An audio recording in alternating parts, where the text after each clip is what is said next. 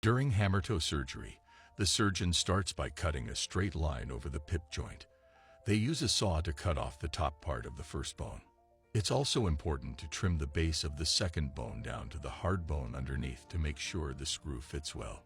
A thin wire is used to carefully find the middle of the first and second bones. Then, using a special drill, the first bone is drilled up to a marked line. The drill goes through the second and third bones, ending at the tip of the toe, but the drill bit is left in the PIP joint. This bit stays there to help put in the screw later.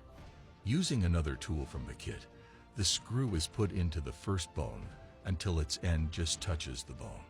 The back end of the drill is used to hook onto the screw's top while keeping the second bone still.